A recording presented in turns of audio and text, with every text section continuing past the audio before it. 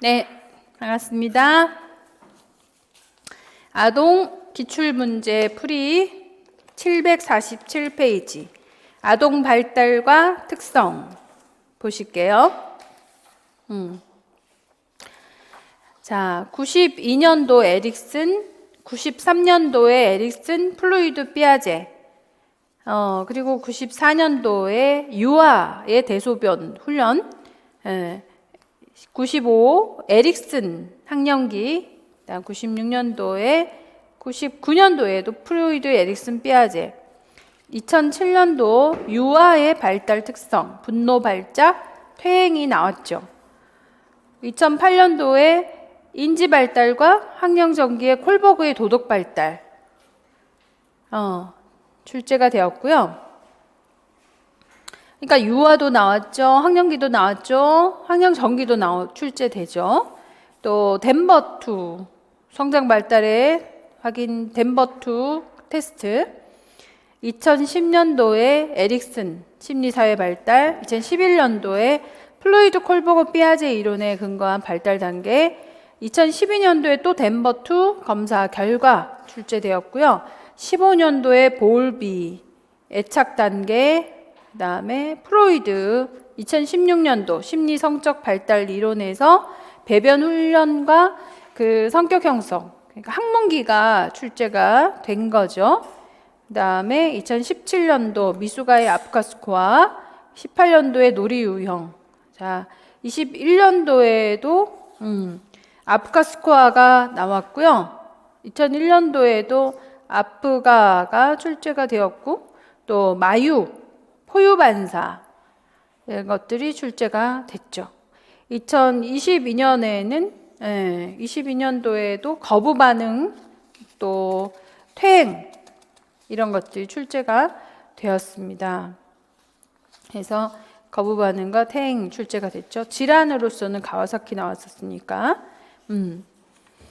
자, 이렇게 퇴행이 2번이나 출제가 됐고, 유아의 발달 특성들, 분노 발작, 퇴행, 훈육, 거부 반응, 의식주의 이런 것들은 의미가 있고, 인지 발달에서 자기 중심주의적인 사고 이런 것들이 또 계속 출제가 되겠죠. 네, 출제 포인트들은 벗어나지 않는 걸로 보입니다. 748페이지 이제 문제 보시면서 진행해 볼게요. 1번 에릭슨의 정서 발달 단계에서 최초에 형성되는 것은 신뢰감이죠. 무엇을 통한 신뢰감인가? 부모, 엄마가 욕구를 만족시켜 주는 것에 대해서 신뢰감이 형성이 되는 것이죠. 이 신뢰감을 다른 말로 다른 단어로 표현을 해본다면, 어떤 단어가 떠오를까? 안전함? rest가 되겠죠. 안전함을 느끼겠지. 그래서 불신감, 불안정감, 이게 형성되지 못하면 굉장한 위험성, 불신감, 불안정함, 이런 것들이 느껴지게 되겠죠. 2번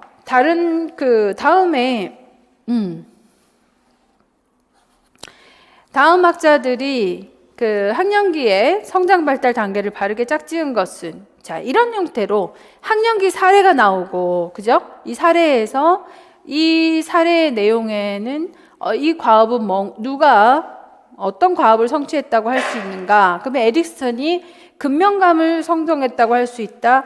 이 내용은 그러니까 여러 사례가 있겠지. 사례가 있는데 수학 과제를 하고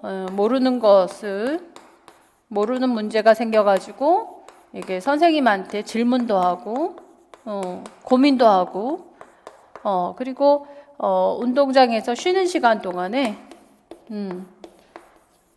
줄넘기 연습을 활발하게 하고 많이 하고 뭐 이렇게 또 또래 친구랑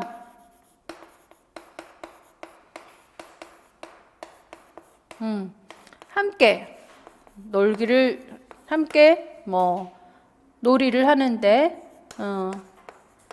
주로 축구를 좋아한다. 이런 식으로. 그죠? 그러면 이런 시기에 에릭슨의 관점에서 과업은 기역, 니은, 디귿 이렇게. 그리고 디귿 과업은 뭐며 디귿의 놀이를 명명하라. 이런 거 있잖아요. 이렇게 질문하지 않을까? 그리고 이 놀이를 명명하고 이 놀이의 특성을 써라. 이렇게 사례로서 물어보지 않을까? 또는 자, 기역, 니은, 디귿으로 보아서 이 프로이드의 관점에서 이 시기를 과업이 뭐냐? 이렇게 물어볼 수도 있겠죠. 안 그래? 그러니까 프로이드의 관점으로 본다면 이게 다 그 생식기의 관점, 이 컴플렉스들이 다 그죠? 해결이 되면서 잠복기로 들어가면서 사회적인 어떤 그 인지나 또는 사회적인 활동으로 기술을 배우는데 훨씬 더 많은 시간을 들일 수 있는 잠복기가 되겠죠, 그죠? 에릭슨의 관점으로서의 과업은 모르는 거 물어보고 하는 게 근면성이잖아요, 그죠? 근면성이라고 하는 거. 그리고 놀이를 명명해라. 어떤 놀이죠? 놀이 이름이 뭐예요? 협동놀이. 놀이 특성은 뭐예요? 조직을 가지고 있고 목표가 있다. 이거 아니겠어요, 그죠? 조직적이고 목표가 있는 놀이를 하는 게 협동놀이의 특성이죠. 그래서 이렇게 질문하지 않을까요?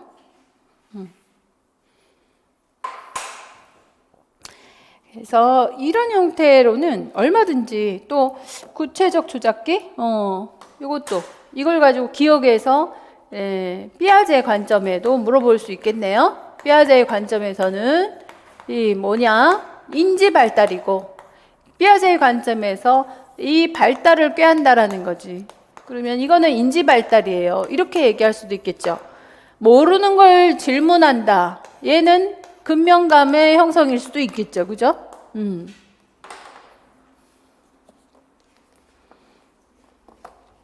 인지 발달이고, 이 시기는 뭐지? 구체적 조작기다. 그렇지. 이렇게 물어보겠죠? 자, 3번. 에릭슨이 말하는 학령기의 과업과 위기가 올바르게 짝지어진 것은 같은 얘기고. 4. 14, 16세에 적용되는 단계, 프로이드 생식기. 그 다음에 에릭슨은 정체감 형성, 삐아제는 형식적 조작기, 이렇게 했죠. 마찬가지로 4번의 문제도 똑같이 이런 문제처럼 만들어서 질문할 수 있겠죠. 사례로서 우리가 답할 수 있도록. 계속 아마 질문이 될 거예요. 5번. 에릭슨이 제시한 심리사회 발달 특성을 바르게 설명한 것은 영아기에는 신뢰감이 형성되는 시기. 즉, 영아를 돌보는 사람을 통해서 옷 입기, 수유, 달래기 이런 영아의 기본 욕구가 충족될 때 발달한다. 이 보기의 지문을 그대로 암기해 놓는 건 굉장히 도움이 될 것 같아요. 그죠?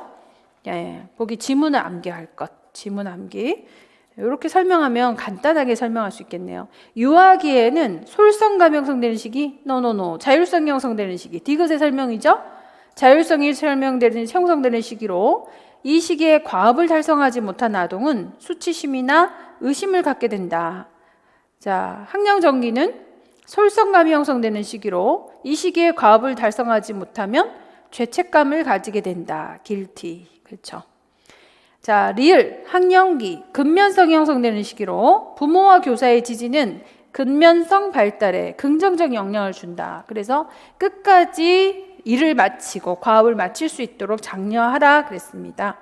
청소년기, 자아 정체성이 확립되는 시기로 이 시기를 어떻게 보내느냐에 따라 주체성이 확립되거나 역할 혼돈의 상태가 된다.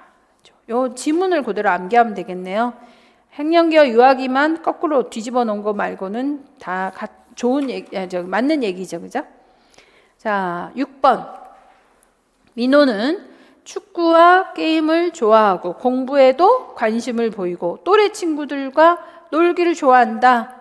딱 봐도 이거 시기가 학년기인 것 같죠? 예. 또한 수업 시간에 조용히 하면 착한 아이로 생각할 거라고 조용히 하려고 노력하였다. 수업 시간에 같은 양의 찰흙으로 공이나 막대 모양을 만들어도 찰흙의 양이 같다라는 것을 이해하고 친구들 앞에서 발표하였다. 가는 공부에 관심을 보인다. 게임도 좋아한다. 잠복기. 나는 착한 아이. 인습적 단계의 몇 단계? 3단계. 콜버거죠. 다는 피아제의 인지이론이죠. 구체적 조작기의 보존 개념이죠. 네.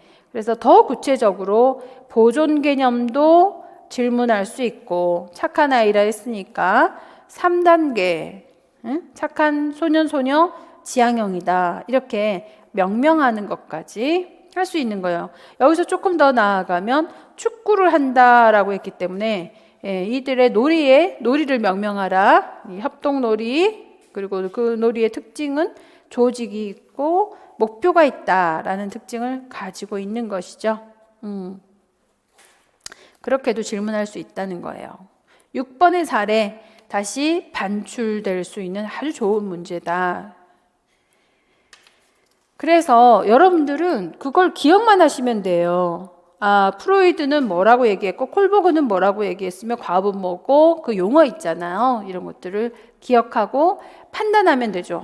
콜버거의 도덕 발달의 견지에서는 몇 단계가 되겠다. 그래서 콜버거의 도덕 발달 단계는요. 사례를 보고 우리가 판단하는 것이지 몇 살이 됐다고 해서 반드시 몇 단계다라고 하는 건 없는 거예요. 그죠? 그런 것에 주의할 것. 자, 7번. 다음은 보건교사가 고등학교 3학년 학생을 대상으로 미래의 성공적인 부모 되기. 자, 기억에 해당하는 단계의 명칭을 쓰고 니은 디귿에 해당하는 특성을 써라. 보울비의 애착 4단계입니다.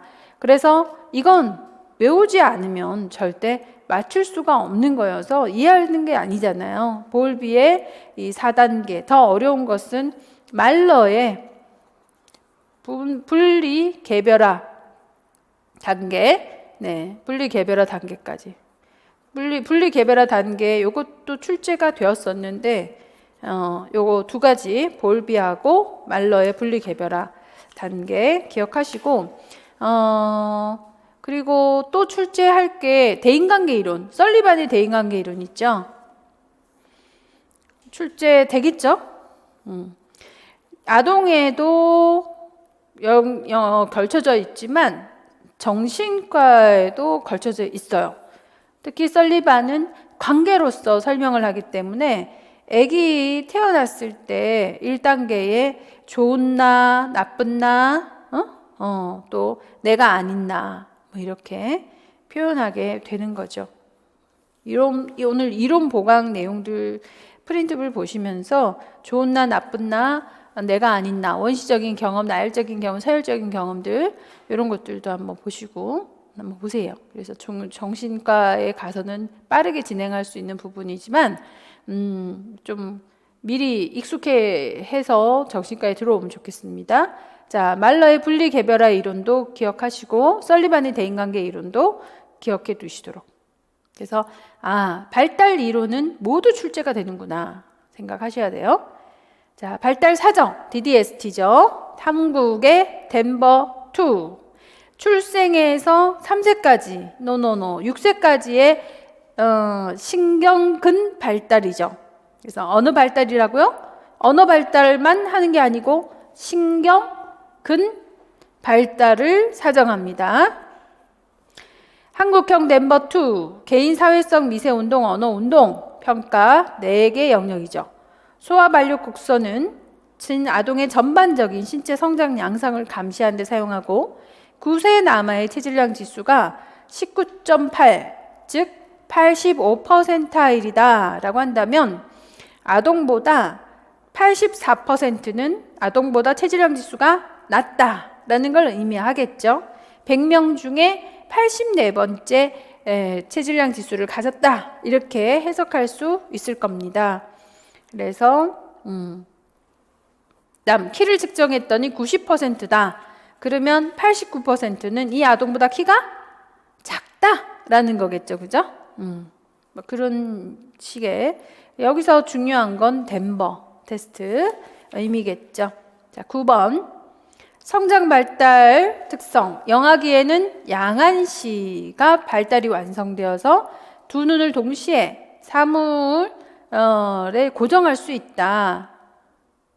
양안시를 두 눈에 고정한다는 것 융합이 완성된다 했죠? 네, 그래서 융합이 가능하죠. 고정할 수 있죠. 하지만 완성되는 건 6세까지. 자, 유아기, 척수의 완전한 유수화로 항문과 요도 조임근의 조절이 이루어집니다. 유아기 때 굉장히 중요한 과업이죠.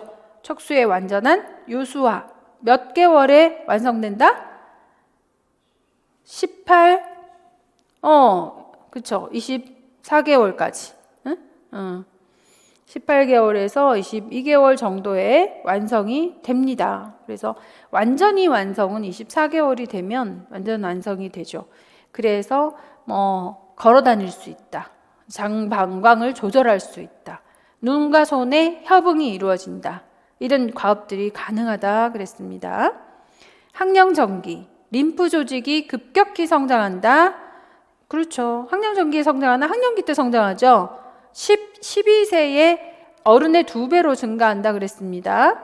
항령기, 골격의 광화 작용이 완성된다. 근육과 골격 간의 균형이 이루어진다? 아니죠. 골격은 커지는데 근육은 따라오지를 못하죠. 근육은 못 따라와서 뭐가 생긴다고 그랬어? 성장통. 항령기 때 특징이 성장통이에요.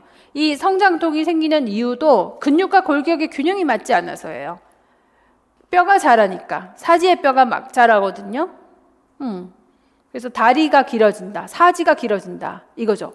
2차 성징이 언제 나타나나요? 초등학교 4학년부터. 그죠? 초등학교 4, 5학년이 시작이 되면 다리가 쭉쭉쭉쭉 길어지기 시작하고 사지가 길어지기 시작하는데 근육은 따라올 수 없으니까 성장통이 나타나죠. 자, 미음, 청소년기 호르몬의 영향으로 아포크린한선이 활달하게 작용한다. 에크린한선하고 아포크린한선이 있는데 이 에크린한선은 땀이죠. 아포크린한선은 어딘가요? 애과, 겨드랑이에 냄새 나는 거 있죠? 이게 이제 아포크린한선이죠. 생식기 부위. 겨드랑이 생식기 부위에서 그 2차 성징의 냄새가 나는 거죠. 그래서 교감신경 흥분이 됐을 때 더 많이 발생합니다. 그래서 알카리성 폐하가 나타나요. 그래서 악취가 난다 이거죠. 악취가 나는 건 아포크린 한선입니다. 땀 나는 건 에크린 한선. 이 아포크린 한선은 언제 발달한다? 청소년기가 됐을 때. 2차 성징이 되면 아포크린 한선. 그래도 다행히 한국인들은 이 아포크린 한선의 부패가 덜 돼서 덜 발달해서 냄새가 좀 덜 나는 편인 거죠. 그죠? 외국 사람들은 엄청나게 냄새가 나지. 그렇게 자, 그런 특징들, 이 9번의 특징은 반드시 반출될 수 있는 내용들이에요. 그래서 잘 구체적인 내용들까지 해설 부분까지 잘 파악하셨으면 좋겠다. 자, 10번 덴버 테스트를 해석하는 방법입니다. 가라의 항목별 해석으로 옳은 것은 이라고 그랬어요.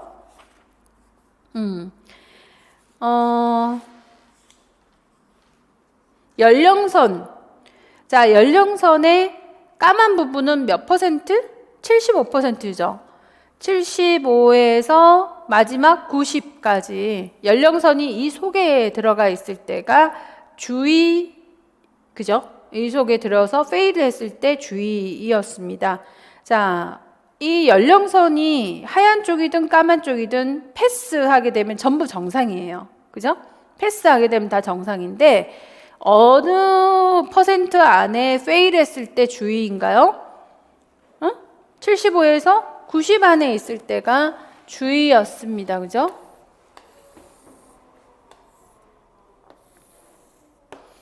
자, DDST 1. 연령선 확인하고 2. 해석합니다. 즉 패스 또는 fail. 3. 정상과 또는 지연을 판단하는 것이죠. 네. 이거는 그러나 선별검사예요. 스크린 테스트예요. 그죠? 스크린 테스트지. 예. 뭐 진단적인 검사는 아니지. 자, 여기서 75%, 25, 75, 90. 자, 이 연령선에서 패스 페일은 의미가 없지만 이 연령선에서 이게 패스, 지금 패스가 됐어요. 자, 이거 정상이죠. 여기서 페일이 됐어요. 페일이 됐으면 이건 뭐다? C, 주의죠. 그런데 여기에서 페일이 됐어요. 그럼 이건 뭐야? 지연이란 거죠. 요건 주의. 그래서 페일이 됐을 때 75에서 90까지 실패했을 때 주의를 해석하고 주의를 판단하는 것이죠. 그죠? 판정. 해석하고 판정해야 되겠네. 해석하고 판정할 때 뭐가 중요해? 주의냐? 지연이냐? 그런 다음에 정상이냐? 아니면 이제 의심이냐? 의심 발달이냐를 판단하게 되는 거. 그래서 주의냐? 지연이냐? 실패. 여기서 실패했을 때 지연. 그러면 정상이다, 정상 발달, 의심 발달. 이걸 판단하는데 정상 발달이다. 자, 정상이면은 주의가 있어도 돼요? 있어도 되지. 한 개. 그리고 지연은 없어야 돼요. 그죠? 엔드고요. 자, 의심이다 라고 한다면 주의가 2개 이상이거나 또는 지연이 1개만 있어도 의심이다. 이렇게 되는 것이죠. 네. 이렇게 해서 이제 만 6세까지 6세까지 신경근 발달 확인합니다. 4가지 항목을 가지고.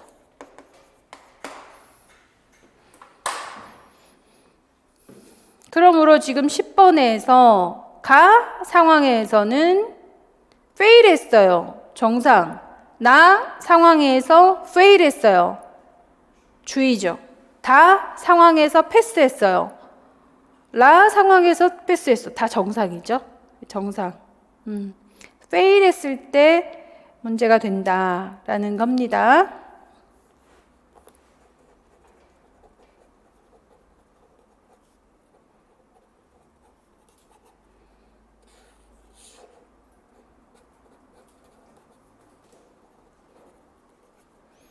그다음 통증. 자, 통증의 성장통의 의미는 학령기의 특성, 신체적인 특성을 물어보는 거예요. 그죠? 신체적인 특성을 물어보는 거죠. 골격 성장에 비해서 근육의 성장이 따라갈 수가 없어서 골격 성장이 근육 성장보다 빠르기 때문에 발생한다라는 이유를 알고 있어야 된다는 거 기억하시고, 자, 그래서 이 성장통은 대칭적이다. 저녁에 나타난다. 아침엔 사라진다. 움직이면 사라진다. 아픈 곳을 지적하지 못한다. 마사지하면 시원하다. 이런 특징을 갖고 있죠. 그래서 성장통의 특성은 꼭 기억하시고 그 이유도 기억하시고. 만성 재발성 복통이다. 이거 학교 가기 싫어하는 아이들 있죠. 학교 공포증 아이들이 많이 호소하는 거예요. 뭐 그런 정도 B급이라 읽어보고. 11번 성장통이 중요합니다. 자, 13번 만 4세 민군의 통증 도구입니다. 일랜드 색상이니까 색을 알아야 되니까 4세 정도면 맞는 것 같아요. 그죠? 크라이즈 통증, 울기만 한다? 4세 아동이 울기만 하지는 않을 것 같고, 포커칩, 포커를 들고 해야 되는 거니까 역시 4세 아동이 포커 몇 장이다 이 정도는 알아야 되겠죠. 소아 청소년 통증 척도는 부위를 전부 다 이렇게 그리고 해야 되니까 이건 아닌 것 같아요. 그래서 상식적으로도 맞출 수 있지 않을까? 예, 그래서 그 정도. 자, 구강 건강. 선생님 아기가 10개월인데 분유 같은 젖병을 빨면서 자요. 그러면 분유 같은 젖병을 빨면서 자면 아기 치아에 치아 후식증이 생길 수 있어요. 그럼 어떻게 할까요? 젖병 분유 대신 물을 넣어주세요. 뭐 이렇게 해서 출제가 한번 된 적이 있어요. 자, 각 성장 단계별 특성 들어갑니다. 신생아기. 신생아 관리의 4대 원칙에서 제외되는 것은 4대 관리 원칙은 호흡관리, 체온관리, 감염 예방, 영양관리입니다. 참고하시고요. 2번 미숙아를 출생했어요. 자, 회복하고 잘 계시죠? 아기 상태는 어떤가요? 1분과 5분에 평가한 기억 점수를 봐서 자궁 밖의 생활이 어렵다라고 했습니다. 라고 하는 걸로 봐서 아프카 스코어를 얘기하는 거겠죠. 그죠? 스코어를 단수를 보는 거고, 자궁 밖 생활이 어렵다라고 했으니까 몇 점 미만이에요? 6점 미만 이하가 되겠죠. 그죠? 예. 그리고 캥거루 돌보기를 할 수 있다고 했어요. 라고 해서 캥거루 돌보기의 수행 방법을 물어봤어요. 아프카 스코어는 다시 출제할 수 있으나 캥거루식 돌보기가 다시 출제하기는 좀 어렵지 않을까 생각을 합니다. 그리고 아프카 스코어는 21년도에 출제가 됐어요. 어떻게 출제가 됐는지 그 기출 보강 프린트 21년도 SNS 대화. 선생님 출산했어요. 모두 건강하시죠? 출생 1분과 5분에 각각 5가지 항목에 대해서 이렇게. 자, 1분과 5분에 라고 해서 지문이 똑같죠, 지금. 그죠? 1분과 5분에. 다음에 출제를 하게 되면 몇 분 간격으로 평가하느냐도 물어볼 수 있지 않을까요? 1분에 한 번 측정하고 5분에 측정을 하게 됩니다. 몇 개 항목이죠? 5개 항목이에요. 그러면 다음에 또 출제할 때는 뭐가 나올까? 항목이 나올 수 있겠죠.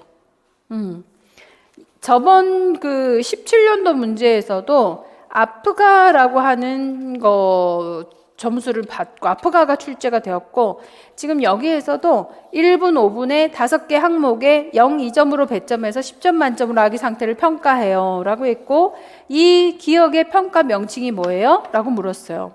그러니까 이거는 아프카 스코어죠. 아프가 스코어, 아프가 점수. 이게 똑같은 문제가 2번 출제가 됐어요. 아프가 스코어는 자주 출제가 되는구나 생각을 하시고, 아프가 스코어가 출제가 될 때는 다음에는 5가지 항목이 나올 수 있겠죠. 그리고 점수를 배점하라가 나올 거예요. 점수. 그러면 이 아프가 스코어의 심박수, 백회, 호흡 능력, 울음, 근긴장도, 굴곡, 그 다음에 자극에 대한 반사, 울음, 피부색, 분홍, 이걸 가지고서 0점, 1점, 2점을 판단할 수 있으셔야 할 거예요. 그래서 스코어 점수를 한번 구해보고 결과를 해석하라 이렇게 나오지 않을까요? 결과 해석은 뭐라고? 결과 해석은 17년도 임용에서 뭐라고 되어 있어요? 자궁 밖의 생활에 적용이 어렵다라는 상태라 그랬어요. 그죠? 그러니까 점수는 아마 한 4, 5점 정도 되겠지. 응? 4, 5점 정도 해가지고 이 4, 5점이면 어떤 결과가 나와요? 자궁 밖 생활이 어렵다. 그렇게 출제하겠지. 항목을 전부 열거하라. 5가지 항목을 다 열거할 수 있을 거고. 그래서 앞과 수과는 앞으로도 계속 출제 대상이 되는구나 생각하셔야 되겠죠. 그리고 여기서 또 출제할 거리가 2번 문제에서 17년도 2번 문제에서 그 미수가 있죠. 미수가에서 가장 많이 생기는 합병증 인큐베이터 들어가야 되니까 인큐베이터에 들어가서 제일 많이 생기는 문제가 뭐예요? 2가지가 있어. 광선요법을 하면서 그죠? 광선요법 하면서 눈에 문제가 생기거나 황달 생길 수가 있는 거 있죠? 네. 그래서 뭐 황달에 대해서 핵황달 그리고 광선요법의 주의점 이런 것들 출제할 수 있지 않을까? 미수가에 대한 준비해 놓으셔야 합니다. 자, 그 다음에 3. 영아기가 성인보다 수분의 섭취와 배설이 많은 이유는 신진대사가 왕성하고 신장 기능이 미숙하다. 왕성하다. 성인보다 수분 섭취와 배설이 많은 이유. 그렇죠. 그리고 영아는 세포 내에 액이 많은 게 아니라 세포 외액이 많죠. 세포 외액이 많아서 그 탈수에 굉장히 민감하다 그랬고, 어른에 비해서 체표면이 적다? 많죠. 체표 면적이 넓고 또 세포 외액이 많고 하기 때문에 탈수에 상당히 민감하다. 신장 기능은 미성숙한 게 맞죠. 그래서 농축 능력이 떨어집니다. 그래서 과수분증, 신생아에게는 과수분증이 초래되기가 쉽다. 신생아의 그 영아기 때의 수분에 관련해서는 기억을 해두셔야 되겠네요. 탈수와 관련한 특징들, 요 3번의 보기들을 다 기억해 놓으시도록. 탈수 중요합니다. 4. 영아 후기 사망의 주 원인, 뭐 이런 것들 넘어가도 좋고. 유아, 건강한 1세 유아의 신체적인 발달 과업은 1세니까 1세 유아는 혼자 서 있다. 이 제일 중요한 거죠. 그죠? 그 턱수의 수초화가 몇 개월부터? 수초화의 완성 12개월부터 되잖아요. 12개월에 되자마자 섰다부터 하게 되죠. 자, 그 다음 유아 1, 3세 대소변 훈련 즐거운 경험 혼자 설 수 있을 때 해야 된다. 맞죠? 12개월부터 해야 되니까 새로운 기술을 배울 수 있을 때 시작한다. 새로운 기술을 배울 수 있을 때 시작한다. 이게 무슨 얘기예요? 마음가짐인데, 그러니까 애기, 동생이 태어났을 때 대소변 훈련 시키지 말라는 얘기예요. 예. 형제 간에 경쟁이 있을 때 퇴행을 하잖아요. 그럴 땐 새로운 기술을 가르치는 게 아니에요. 대소변 훈련 시키지 말라는 소리죠.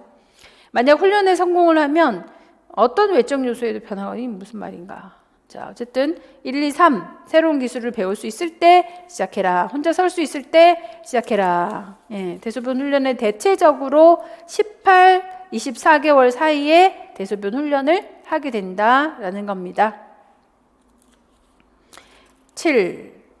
아기 돌보기, 둘째 아기를 출생하고 아기 돌보기를 하고 있는데 관심을 보이지 못하자 자기도 젖병을 달라고 요구하며 드러누워 발을 구르고 소리를 지른다 라는 거죠. 발을 구르고 소리를 지른다, 분노, 발작이죠. 예. 그리고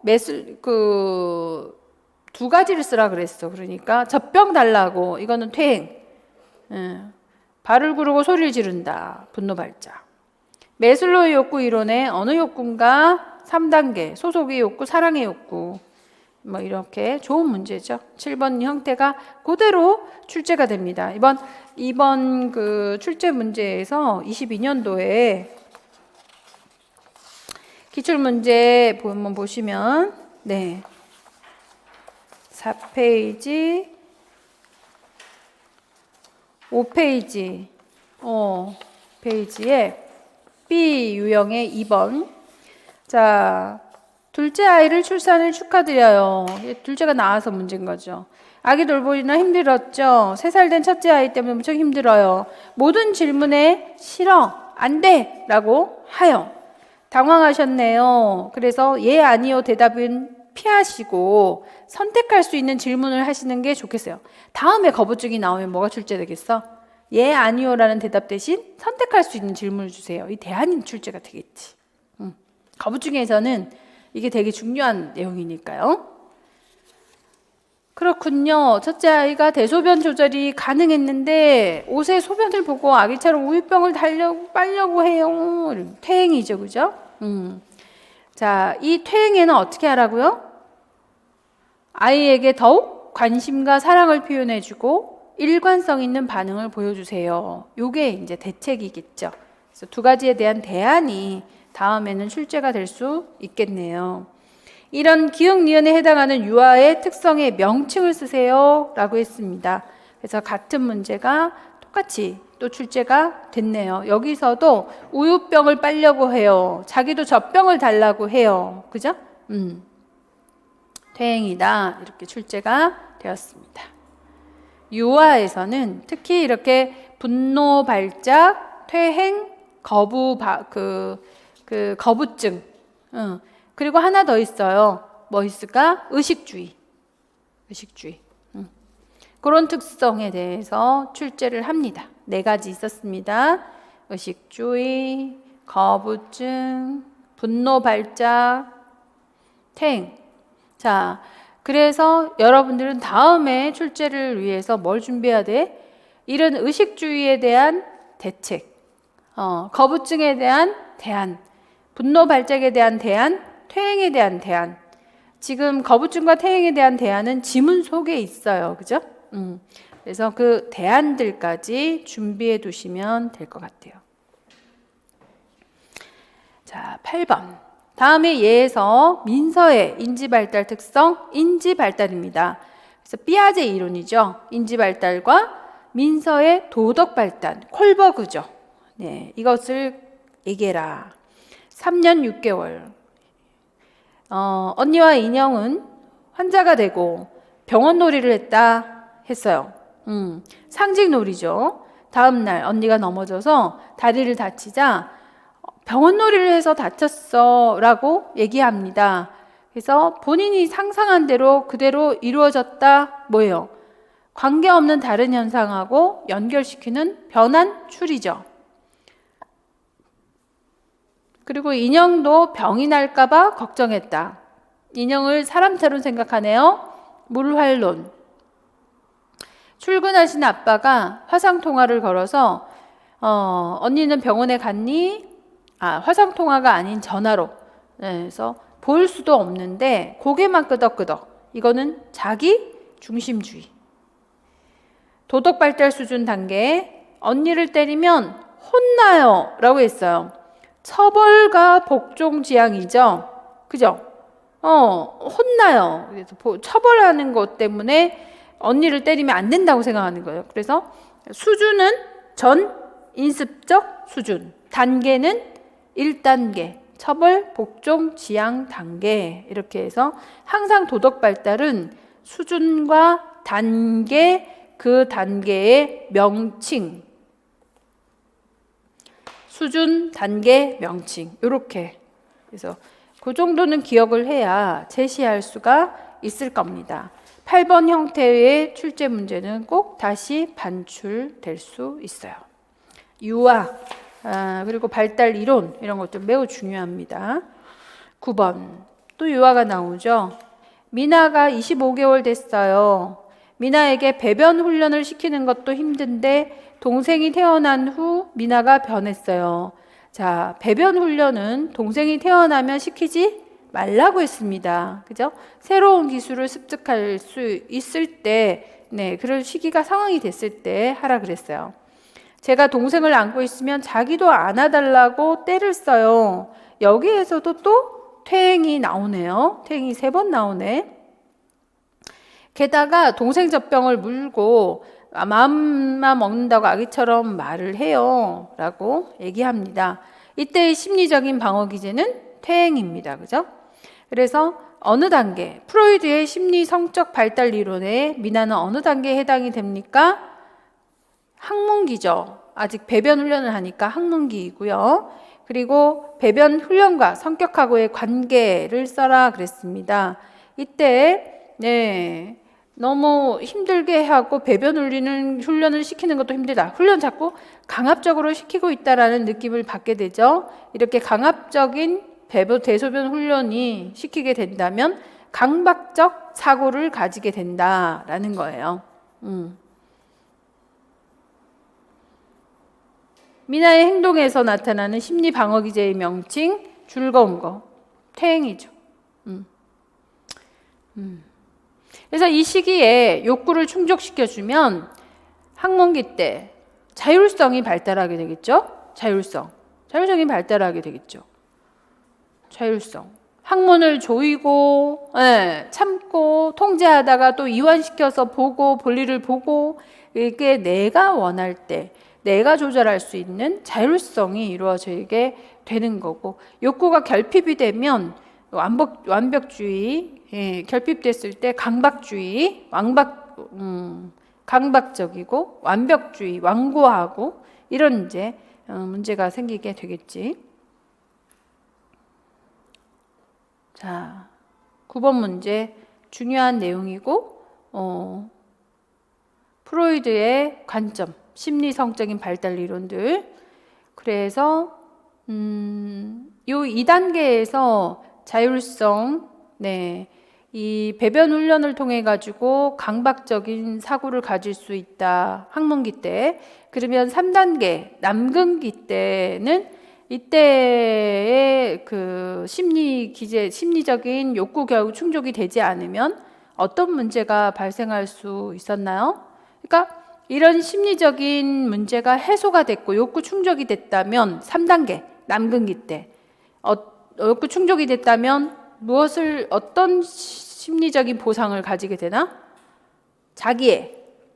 자신에 대한 자존감, 자신감이죠.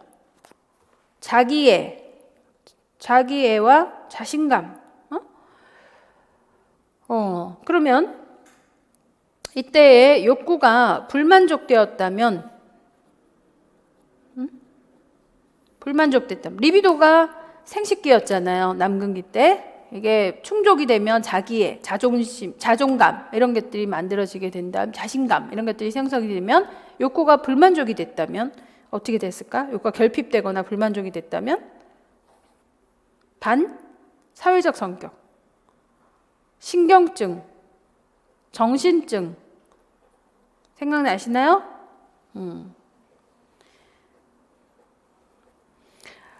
그 2단계 학문기에서는 강박주의 사고, 완고한 성격 이렇게 되는 거지만 3단계는 더 심각하죠. 남근기 때는 반사회적인 성격, 신경증, 정신증 이렇게 돼요. 그래서 이 프로이드의 이론은 보기에는 되게 간단하지만 내용을 보고 사례를 보고 우리가 판단하기에는 좀 상당히 어려울 수 있지만 아주 중요하죠. 중요해서 남근기도 분명히 출제가 한번은 될 거다라고 제가 생각합니다. 그래서 그 일렉트라 컴플렉스, 그죠? 오디푸스 컴플렉스 부터 시작을 해서 자기의 자신감, 그다음에 이제 반사회적인 성격, 뭐 이런 것들을 다 연결해서 정리할 수 있었으면 좋겠다. 학령전개 아동입니다. 제1대구치가 나오는 연령은 6, 7세. 자, 6, 7세, 그러니까 첫 번째 영구치가 나는 나이와 치아 이름 이렇게 질문할걸요. 나이는 몇 살? 6, 7세, 초등학교 1학년. 그리고 치아 이름은 뭐죠? 제1대구치. 그림으로 알고 있어야 돼. 제1대구치를. 그림으로 알아야 된다?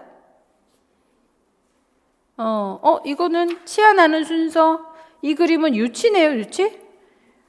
유치 말고 영구치. 그림 알아야 돼. 영구치 그림에서 찾아내야 되는 거죠. 6번 치아 있잖아요. 6번 치아. 6번째 치아. 제1대구치. 색칠하라 그랬죠. 제가 책에다가. 이 제1대구치를 찾아내가지고 몇 번째.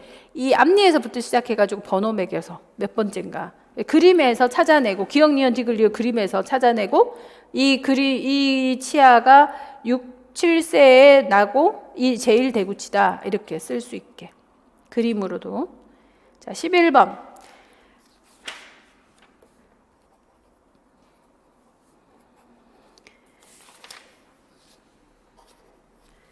자신의 성 역할이나 성 유형이 뚜렷해지는 시기, 성 유형이 뚜렷해지는 시기, 성에 몰빵하는 시기, 학령정기적, 예, 남근기. 그래서 가장 먼저 성교육이 이루어지는 시기이기도 하죠. 남근기 때. 12번 선생님, 아이들이 발달 단계별 놀이를 하고 있는데요. 제 조카가 노는데 공놀이를 하는데 미끄럼을 타고 놀아요. 규칙은 없어요. 니은, 또래에서 같은 종류의 장난감을 갖고 노는데 어울리진 않아요. 같은 장난감을 따로 갖고 놀아. 평행놀이. 그죠? 우르르 몰려다니면서 공놀이를 하는데 규칙이 없어요.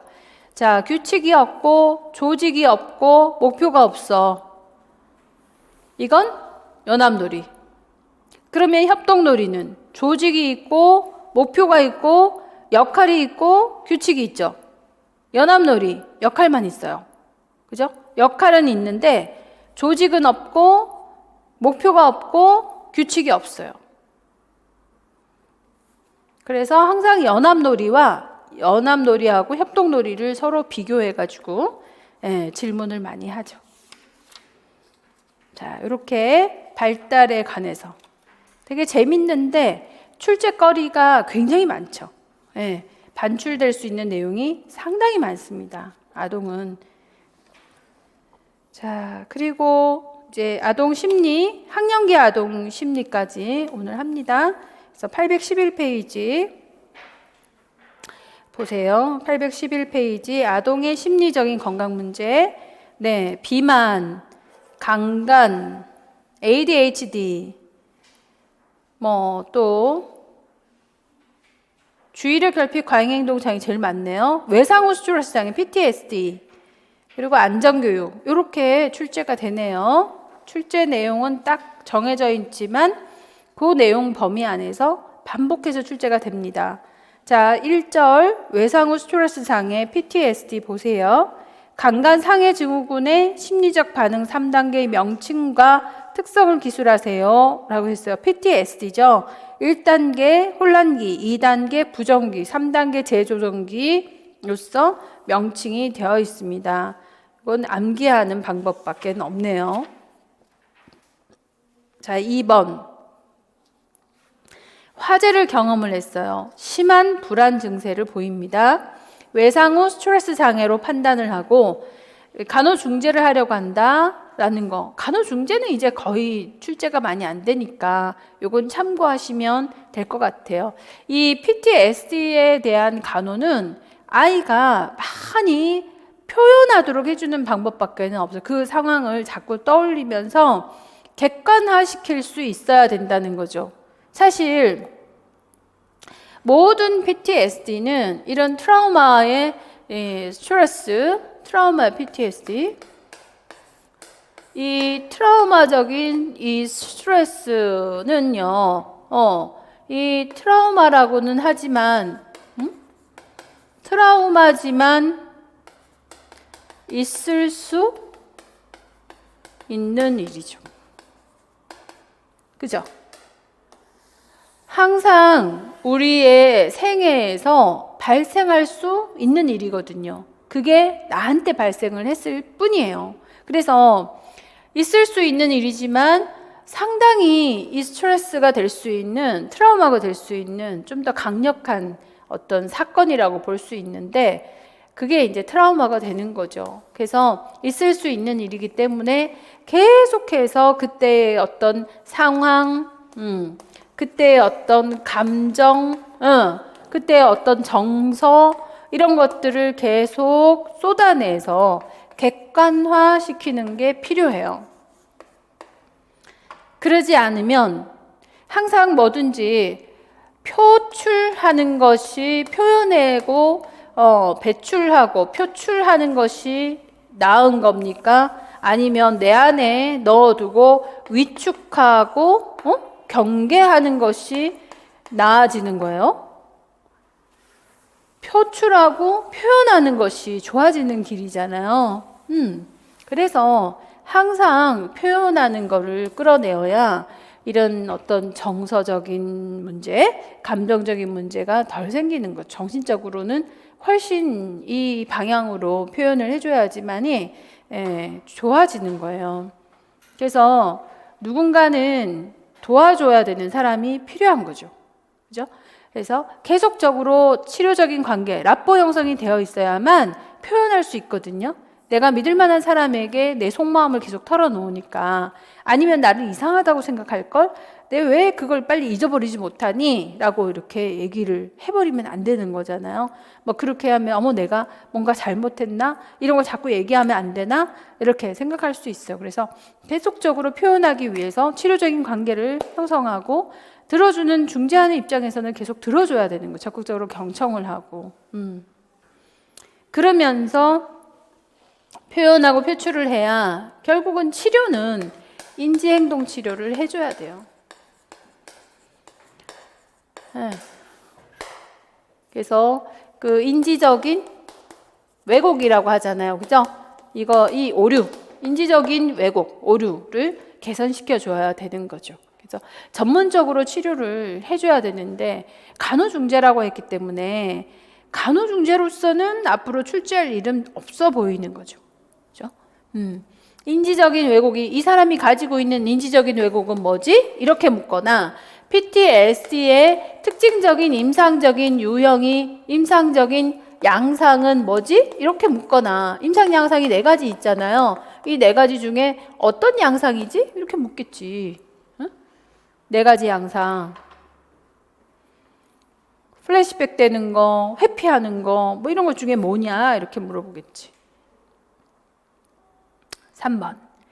자, 11세 방향. 자다가 갑자기 몸을 떨고 울고 괴성을 질렀다.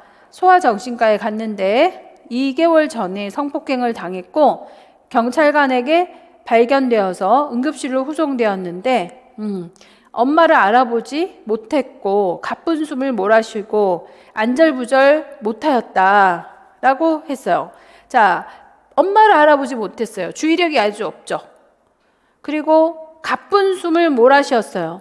그래서 신체적으로도 굉장히 지금 현재 긴장 상태에 심한 긴장 상태에 있습니다. 또한 경찰관이 다가가자 화들짝 놀라고 구석으로 도망쳤고 아빠가 불러도 나오지 않았다.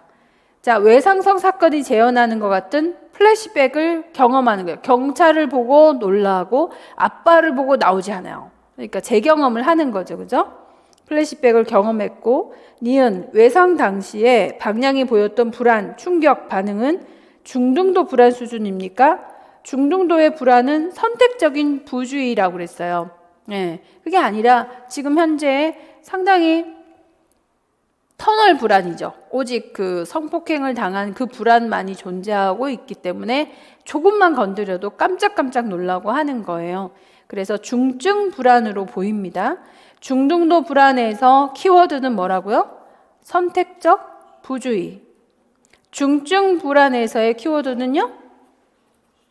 터널. 그렇죠. 터널 불안이죠. 터널 시야. 자, 디귿. 이완요법을 적용을 하게 되면 외상 상황에 대해서 강박적 반출을 조절하는 데 도움이 된다. 그렇죠. 그리고 외상 사건의 회상을 동반하는 정서 반응을 관리하기 위해서 인지행동치료. 주로 인지행동치료를 하게 되면 뭐 사고 중지 이런 거 있죠.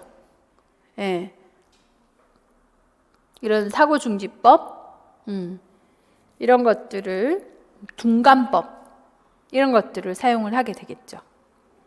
그래서 치료 중심으로 출제되지 않을까 생각을 합니다. 정신과에 가서. 인지 왜곡 또는 이제 인지행동 치료법. 어떤 인지행동 치료법을 썼지? 이거나 어떤 인지 왜곡을 가지고 있지? 이거나. 그죠? 그렇게 질문하게 될 겁니다. 자, PTSD는 계속 출제가 될 거예요. 인지행동치료에서 가장 많이 쓰이는 거기 때문에 인지행동치료와 같이 출제가 될 거라고 생각해요. 자, 4번 문제도 외상 후 스트레스 장애 진단 기준에 주요 임상 양상 4가지를 제시하는 중에 2가지가 뭐 있냐 이렇게 사례에서 찾아라 이랬거든요. 교통사고를 당했는데 이후에 교통사고가 일어나는 끔찍한 꿈을 반복적으로 꾸었다. 이건 뭐예요? 플래시백이죠. 제 경험입니다. 이런 양상을 보이고 버스 타는 거를 피한다. 이거는 회피하는 거죠. 회피 양상을 보이는 거죠. 친구들이 교통사고에 대해서 물어봐도 대화를 피하고 TV에서 나오면 꺼버리고 이거 회피 정서죠. 회피 양상을 보이는 거죠. 그 외에 둔화 양상, 각성 양상을 보일 수 있다. 제일 많이 보이는 게 재경험 양상과 회피 양상이다. 그래서 진단 기준과 함께 요 양상 4가지 기억하시고 PTSD가 나오면 이 진단 기준을 질문하거나 아니면 인지행동치료 기법을 질문하거나 하게 됩니다. 주의력 결핍 과잉행동 장애 ADHD. 자, ADHD의 관리 방법을 질문을 했어요. ADHD를 관리하는 건 주의력 결핍 과잉행동 장애이기 때문에 주의력이 결핍되어서 놀이나 어떤 학습이나 이런 것들이 주의 집중이 안 돼서 잘 안 되죠. 그래서 이 아이가 발달 과업을 이룰 수 있게끔 과제 선택을 잘 해주는 거, 적절한 과제, 세분화된 과제, 그죠? 양을 적게 한다, 힌트를 준다, 이런 거, 단서를 준다, 이런 것들을 통해서 할 수 있게 도와주고, 그리고 나서는 피드백을 주라 그랬어요. 그죠? 칭찬. 예. 반드시 긍정적 피드백을 줘라. 긍정적인 피드백을 주고 그래프 그리기를 해가지고서 경과를 볼 수 있게끔 해서 이런 관리를 하는 이유는 뭐겠어요? 예? 성취감을 줘가지고 자신감을 가질 수 있도록 해주는 거죠. 그러니까 자신감을 가질 수 있는 성취를 하려면 과제를 나누어서 단계별로 단서도 주고 그리고 양도 좀 줄여주고 했으면 막 잘했다고 칭찬해주고 그래프로도 그리고 그렇게 하면서 근면감을 끌어낼 수 있어야 되겠죠. 안 하려고 할 거 아니에요. 안 하면 더 못하던데. 그래서 자꾸 열등감을 가질 게 아니라 근면감과 자신감을 가질 수 있게끔 해줘야 된다. 그다음 2번 문제는 ADHD 문제는 아니에요. 그래서 어머니의 방안에 이건 읽어보시고 3번 ADHD의 진단 기준에 따라서 과잉행동 충동성, 주의력 결핍과 과잉행동 충동성에 대한 9가지 증상 중에 6가지를 쓰세요라고 했어요. 아주 엄청난 문제죠. 6가지를 다 쓰라고 나왔어요. 그래서 이렇게 나올 수도 있으니까 아니면 주의력 결핍이라고 할 수 있는 이유가 뭐지? 이렇게 물을 수도 있어요. 그러면 세부적인 것에 주의를 기울이지 못하잖아요. 지속적으로 주의 집중이 안 되잖아요. 말을 할 때 경청하지 않잖아요. 지시를 따르지 못하잖아요. 그러니까 주의력 결핍이죠. 이렇게 답을 할 수도 있는 거예요. 사례가 나오고, 그죠? 사례가 나오고 얘가 왜 주의력 결핍이지? 라고 질문한다는 거죠. 그러면 거꾸로 진단을 써야지 우리가. 세부적인 거를 놓치잖아요. 지속적으로 주의 집중이 안 되잖아요. 경청하지 않잖아요. 지시를 따르지 않잖아요. 그죠? 과업을 달성하지를 못하잖아요. 뭐 이런 사례와 진단. 그래서 진단은 매우 중요해서 ADHD는 진단을 다 외우셔야 됩니다. PTSD는 4가지 양상이 중요하지만 주의력 결핍 과잉행동 장애는요. 진단을 다 외워야 돼. 6개 다. 9개, 9개네요. 다 외우셔야 돼요. 다 열거하셔야 돼요.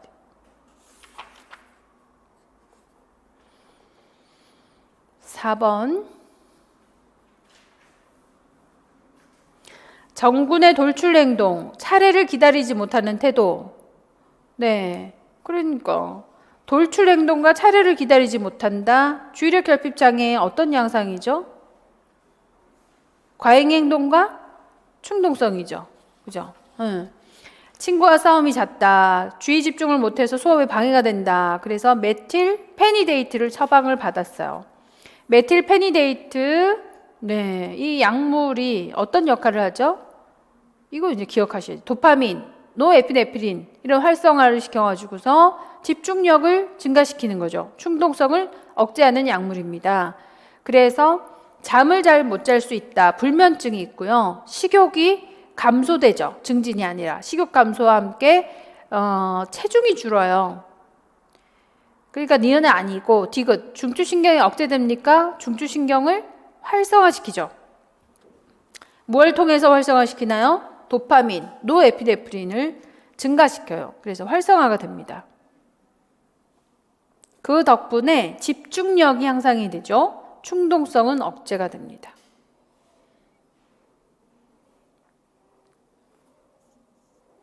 일시적으로 네, 오심, 두통, 복통 나타날 수 있습니다. 하는 거죠.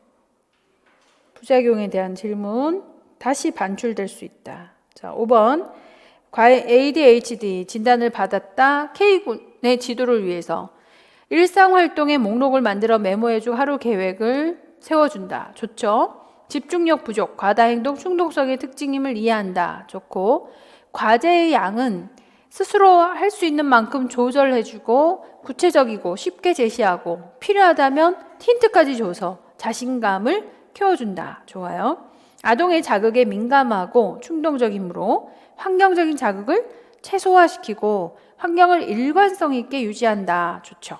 보건교사는 아동의 특별한 요구를 이해하고 담임교사와 협력한다. 아주 좋습니다. 그래서 이 지문은 외워두시면 좋겠네요. 지문 암기. 그러니까 약물을 제외하고 지도 내용이겠죠. 비약물요법. 약물은 메틸페니데이트. 자, 학습장애, 읽기장애, 읽기장애, 옳지 않은 거.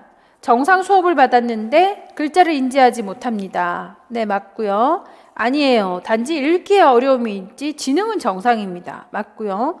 10%가 시각장애를 보여요. 그것도 맞네요. 청각장애도 있죠. 시각장애, 청각장애가 있어요. 여동생이 있는데 괜찮을까요? 여자아이는 남자아이보다 읽기장애가 더 많으니까 네, 검사를 미리 해보는 게 좋겠습니다 라고 했지만 가족을 얽히는 건 아니죠. 네, 가족력이 있지는 않아요.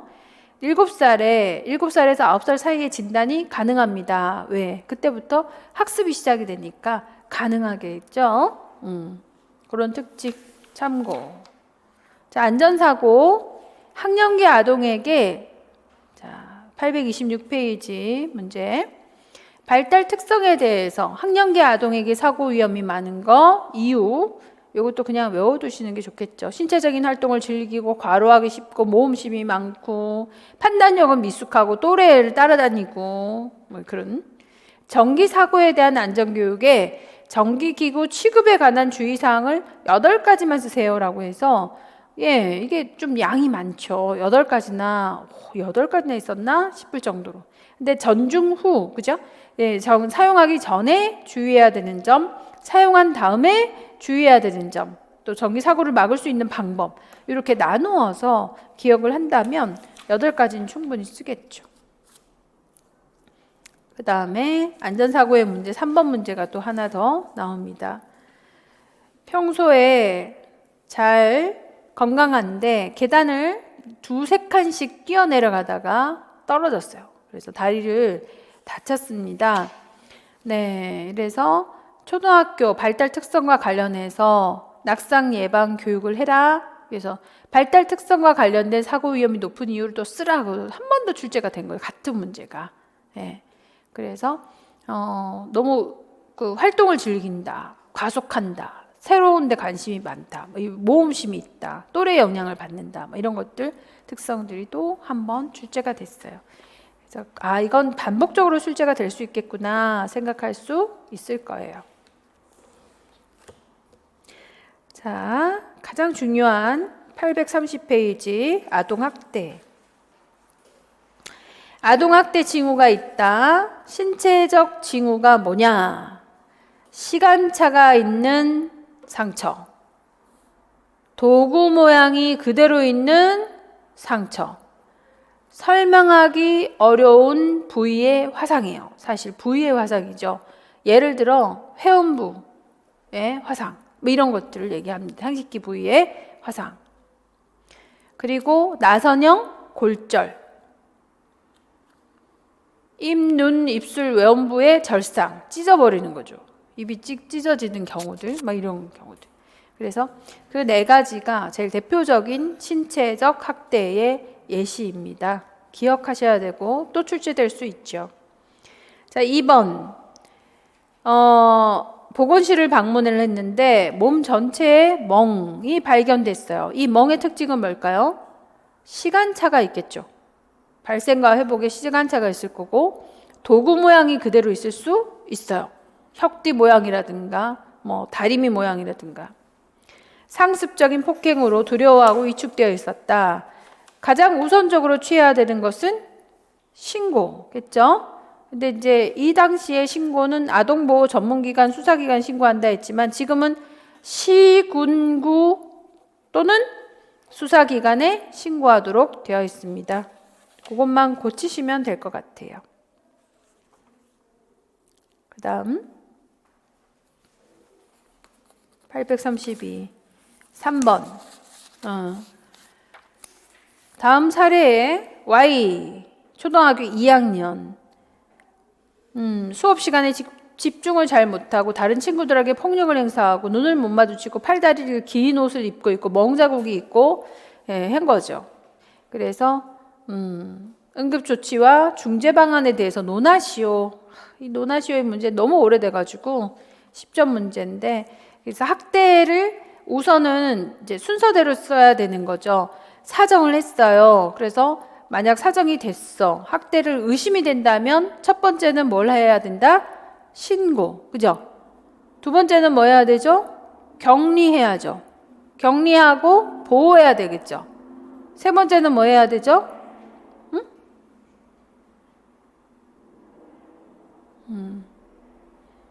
세 번째는 치료받아야지.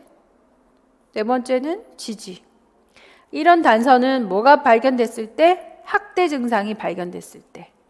그래서 그 지문을 보고 사례를 보고 제일 먼저 확인해야 되는 건 학대 증상이에요. 신체적인 학대 증상.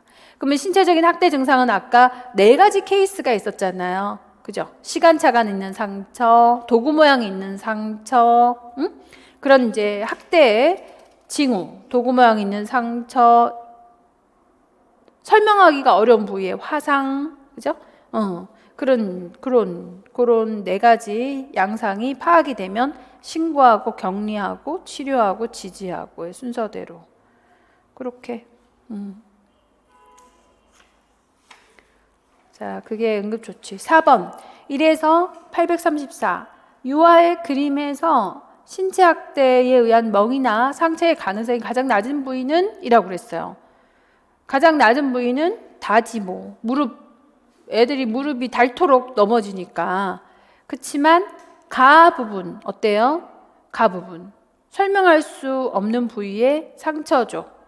라 부분도 마찬가지고 마 부분, 이렇게 항문이나 생식기 부위에 설명할 수 없는 부위의 화상. 나, 가나, 라, 마. 그래서 가, 나, 라, 마. 이 부위를 한번 기억해 두면 좋겠습니다.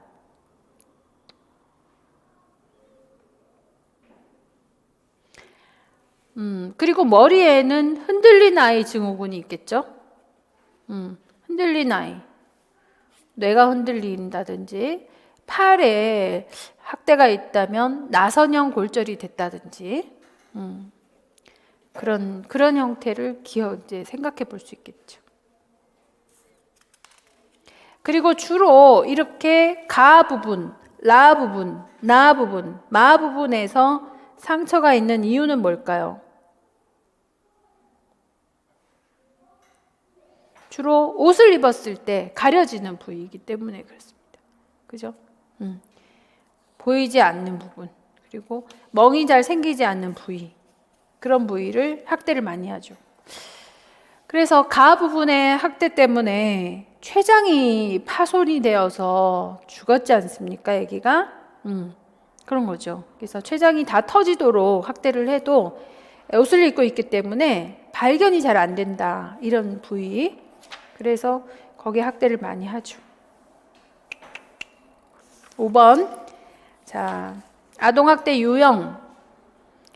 아동학대 유형, 신체학대, 정서학대, 성학대, 그리고 의식주를 포함한 기본적인 보호, 양육, 치료, 그리고 교육도 포함이 되겠죠. 교육에 소홀한 학대 행위는 뭐다? 방임. 아동학대의 신고에서 신고 기관은 바뀌었죠. 아동보호 전문기관이 아니라 시군구 또는 수사기관. 자, 교직원, 의료인, 아동복지시설의 장 종사자. 지금은 이거보다 더 많아졌어요. 뭐 119 응급대원도 있고 합니다. 이들을 뭐라고 그래요? 신고 의무자라고 하죠.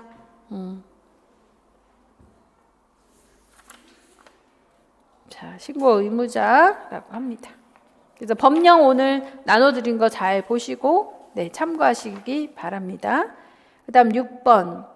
인터넷에서 뉴스 발췌 내용이다. 기억니은에 해당하는 아동학대 유형을 순서대로 쓰세요. 지금 아동학대 유형이 계속 반복되잖아요. 아, 유형에 대한 얘기가 많구나. 네. 아동학대 신고 건수가 매년 증가하고 있다.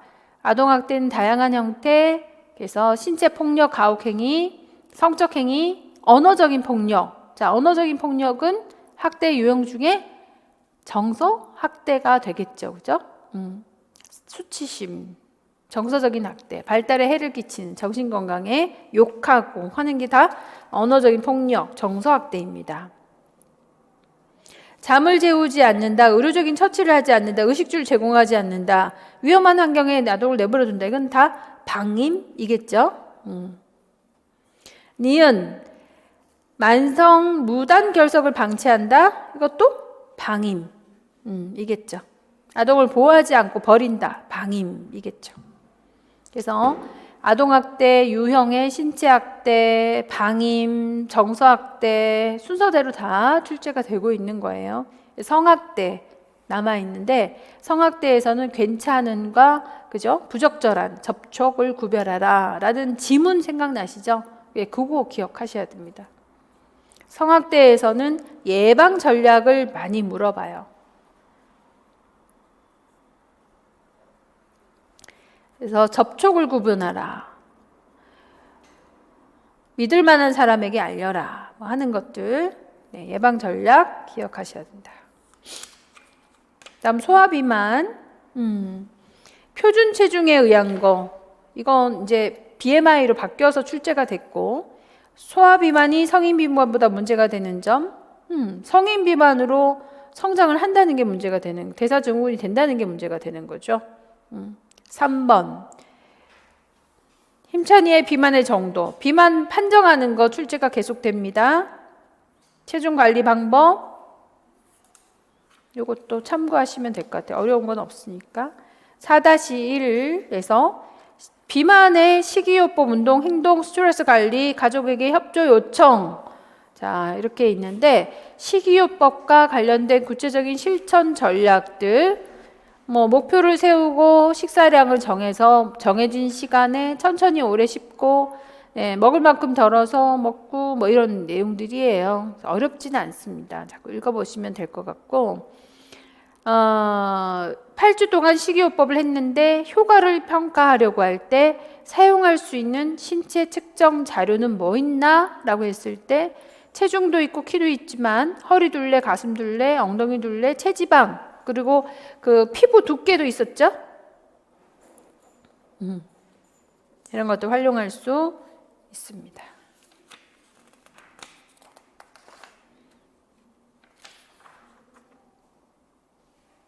자, 여기서 5번 문제도, 넘겨서 5번 문제도, 비만 정도를 설명하라고 했으니까, 비만 정도를 판정하는 거죠. 그죠? 판정하는데, 과거에 이 브로카 지수를 많이 활용을 했지만, 지금은 BMI, BMI 확인할 때, 판정할 때, 체질량 지수 100분위 높여 85 이상이면 과체중이죠. 95 이상이면 비만이다. 이건 꼭 기억하셔야 될 내용일 겁니다. 85 이상, 95 이상. 예측 가능한 건강 문제. 네. 성인 비만이 된다. 왜? 세포의 수는 줄지 않으니까. 또 대사 증후군이 된다. 이런 문제겠죠. 그죠? 또 문제가 뭐 있었어요? 외모에 대한 열등감, 심리적인 문제. 응? 또 비활동성, 단체 활동에서 제외되는 경우가 많다. 사회적인 문제, 응? 신체의 문제, 심리의 문제, 사회적인 문제. 이런 문제들이 소화비만에서 나타나는 문제, 소화비만의 문제죠. 이렇게 출제 문제만 보더라도 비만은 충분히 대치할 수 있을 거라고 생각이 들어요. 출제 문제의 답들만으로도 다음번에 출제 문제가 나왔을 때 충분히 대처할 수 있어요. 그런 정도로 비만에 대해서는 정돈하고 21년도에 비만 판정하는 문제가 출제가 되었기 때문에 한동안은 조금 쉬어도 되지 않을까 생각하고 있습니다. 자, 이렇게 해서 학령기 아동들의 심리적인 건강 문제까지 보았고요. 다음 시간에는 청소년의 심리 문제를 볼 때는 주로 자살, 우울, 그죠? 우울과 자살은 한 묶음이죠. 우울과 자살, 그리고 흡연, 이런 문제들, 그리고 신경성 식욕 부진증. 예. 그 네 가지의 주제가 아마 섭식장애 있잖아요. 섭식장애, 우울과 자살, 이런 문제가 주 내용이 아닐까. 흡연, 음주, 뭐 그렇게 정리하시면 딱 정리가 될 것 같아요. 이렇게 하고 정신과에 가서 조금 더 다루고 정리하면, 약물남용 뭐 이런 정도 하면 될 것 같네요. 이렇게 제가 정리도 해드리고 문제 풀고 하면서 정신과 가서는 이걸 한 번 더 할지 그때 가서 보고 정리를 해드리도록 하죠. 오늘은 여기까지. 네, 수고들 많이 하셨습니다. 네.